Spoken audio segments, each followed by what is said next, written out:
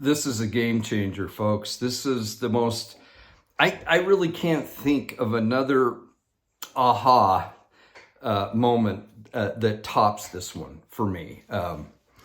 This, and I'm going to get to the point really quick on this, and I'm going to try to keep my videos down a little bit in time because I know I stammer a lot. This is the most exciting thing. Okay, I was watching a One for Israel podcast on their YouTube channel, and I am going to put a link for this particular one. This is huge. It's big, Ange. It's big.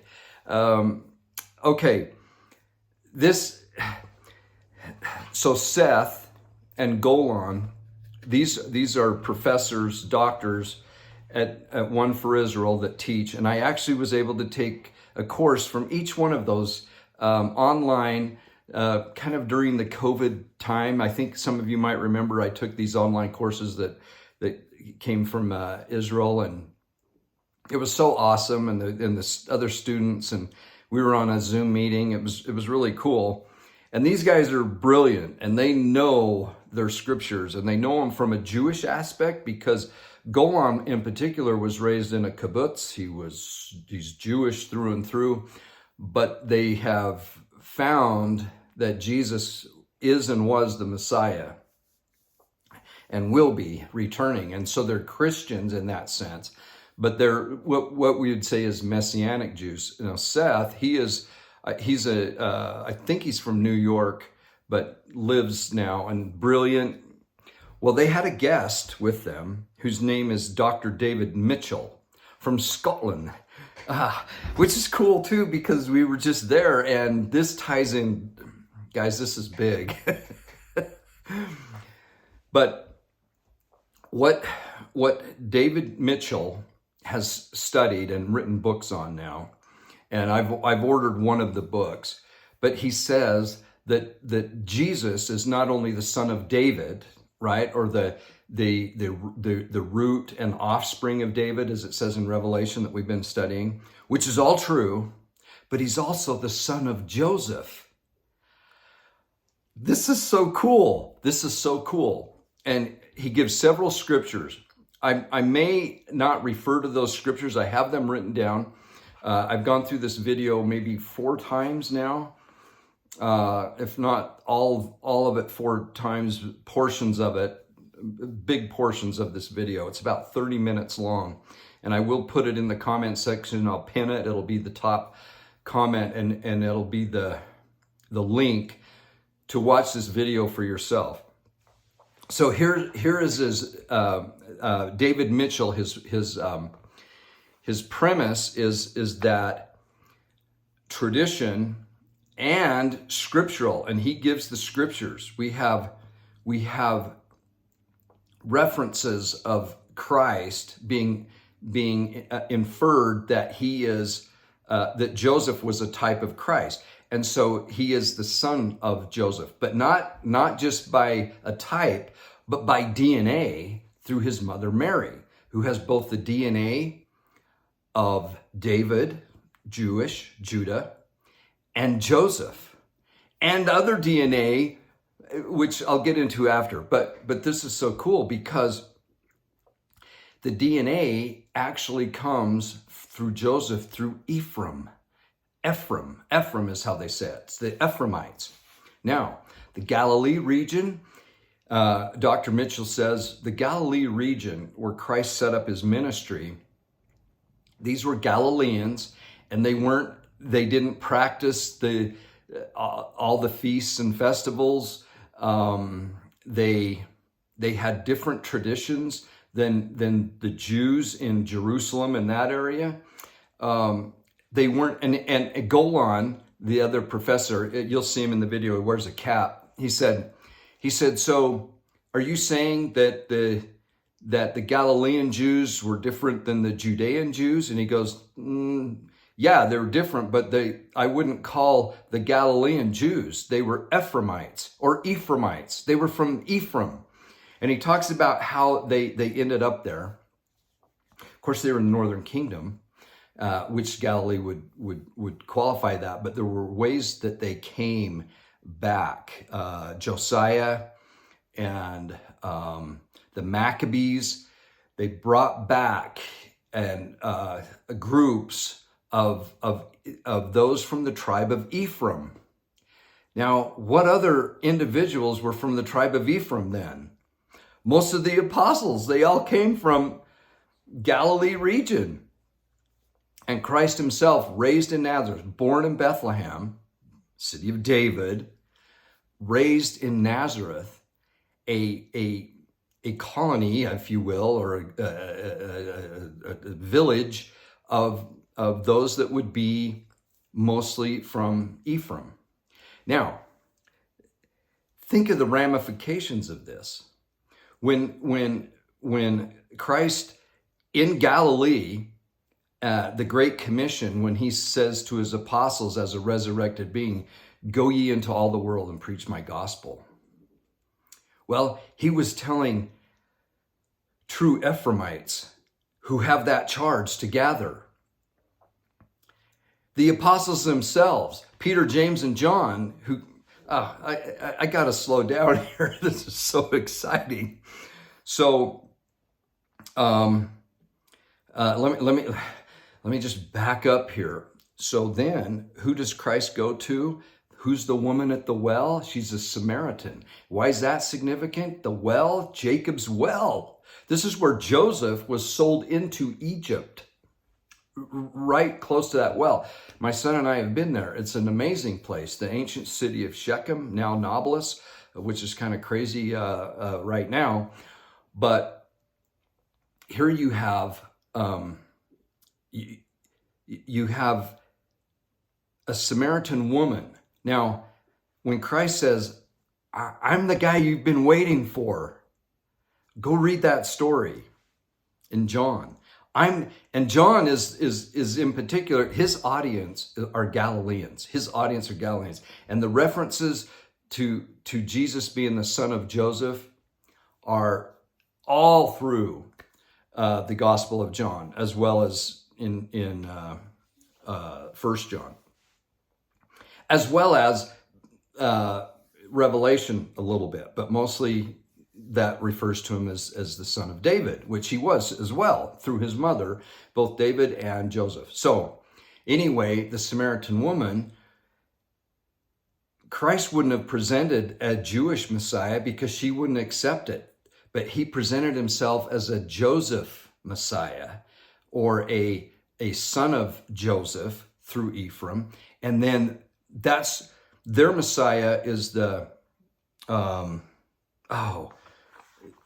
restorer. That's what I can't remember the word for it, but the Samaritans had a Messiah that the Hebrew word I can't remember, but it means restore. And Christ says, "I am he." The Samaritan woman wouldn't have accepted a Jewish Messiah, but she accepted him as the son of Joseph Messiah, or restorer. And then she goes and tells the village, "I found him, he's here." And huge following in Samaria of Jesus Christ because of that. So think of this as members of the Church of Jesus Christ of Latter-day Saints. Think of the ramifications of this. You have Peter, James, and John as resurrected beings and Ephraimites coming back and placing their hands on Joseph Smith and Oliver Cowdery's head, who are also from the tribe of Ephraim, to give them the keys or the priesthood to go preach the gospel into all the world. This is amazing. And then okay, so we have Joseph, who is a type and DNA of a Christ. Here's an example.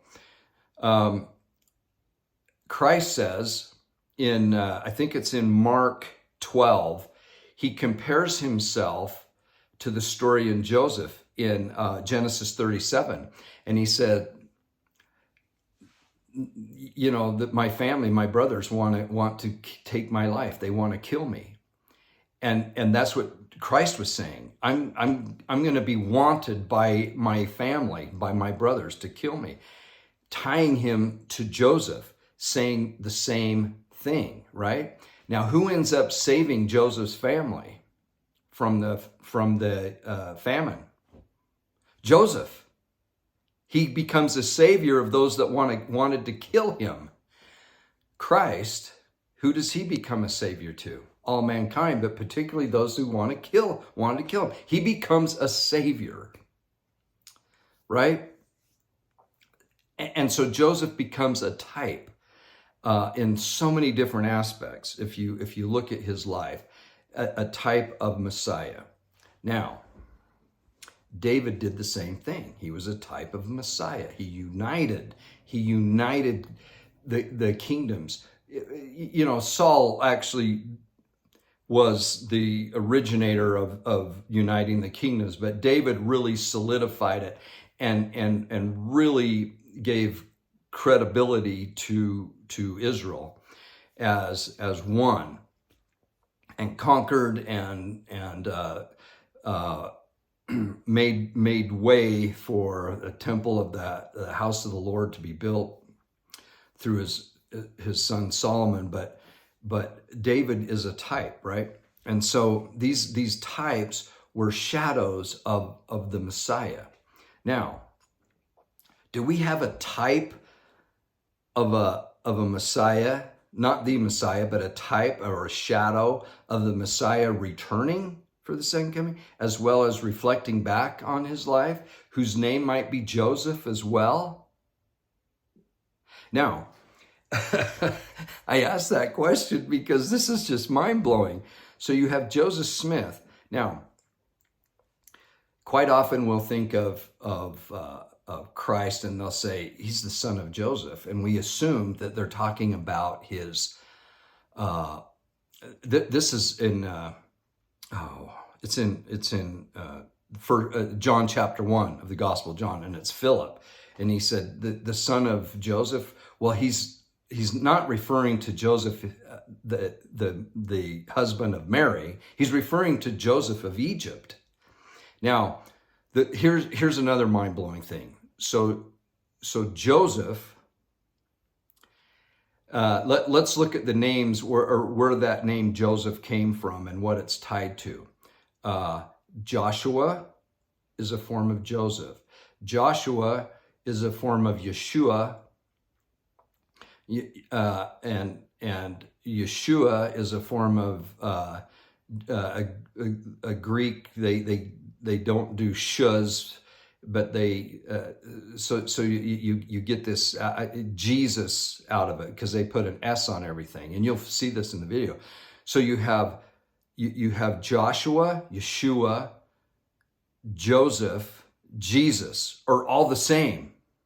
So in essence, Joseph's adopted dad, Jesus's adopted dad, earthly father figure, his name's Joseph. Well, Jesus is a form of Joseph. So you have father, son, okay? Joseph Smith, he's the son of Joseph in the sense that he came from Ephraim, who was a son of Joseph. But his dad was also Joseph, a shadow. And then Joseph Smith gave his life as a shadow of what the Savior would do. Joseph Smith's life was pointing towards Messiah. Joseph Smith is not just, and I shouldn't say it this way, but including being the prophet of the restoration, he is the shadow of, or the, in the likeness or pointing the way of the Messiah, Jesus Christ.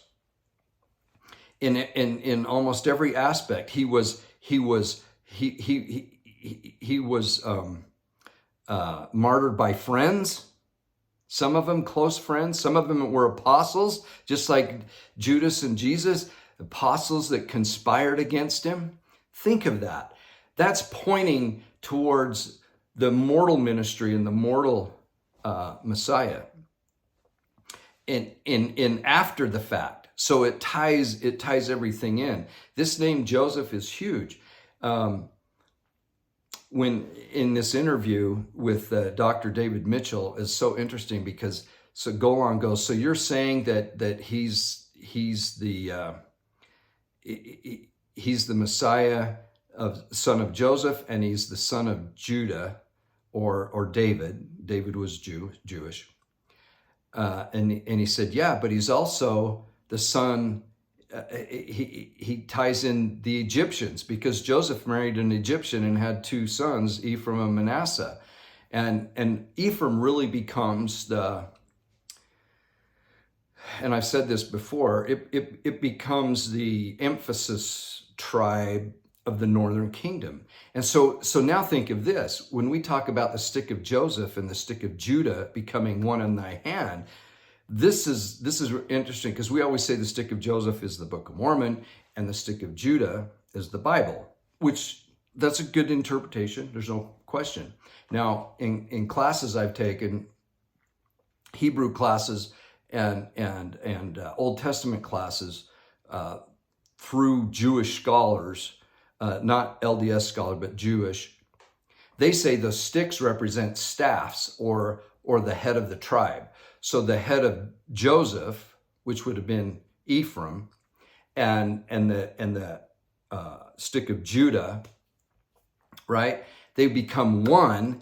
Well, that becoming one in thy hand, or becoming one, is Jesus Christ, uniting the northern and southern kingdoms, uniting Israel and Judah together, right? Israel being all the 10 tribes, and Judah and Benjamin being the southern kingdom or the one tribe.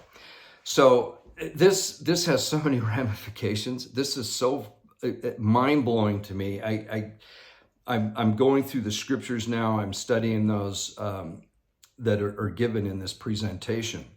But I wanted to get it out, a quick video, to let you know that this is huge. This is huge.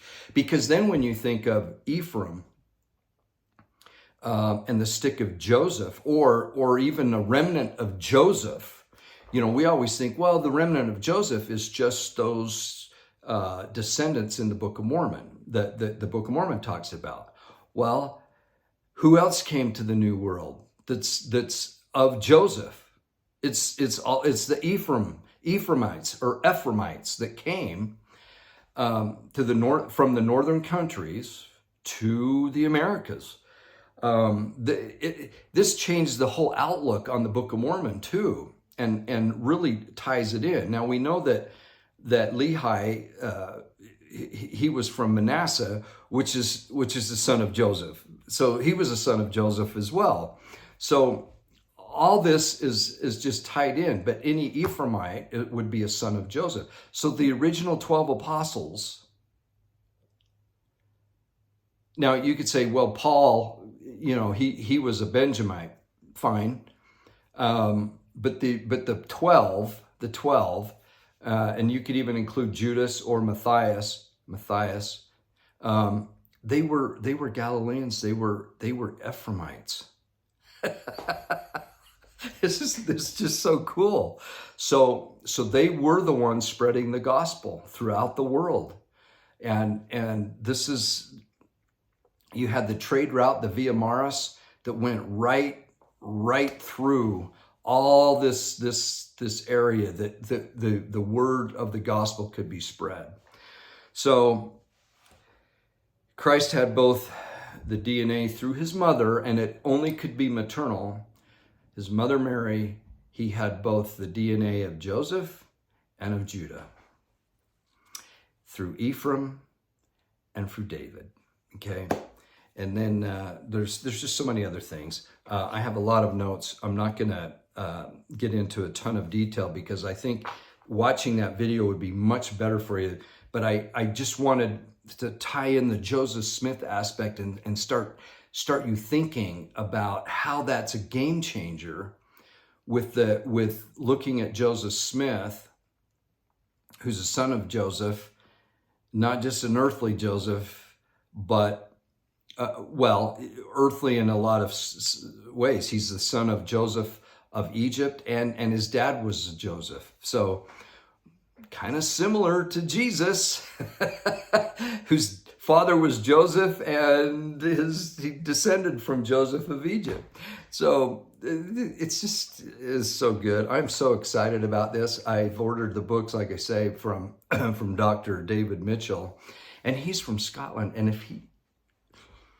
if we could have a patriarch in our church put his hands on his head, of course he'd have to be baptized in that, minor detail, but I'll bet you anything he's an Ephraimite.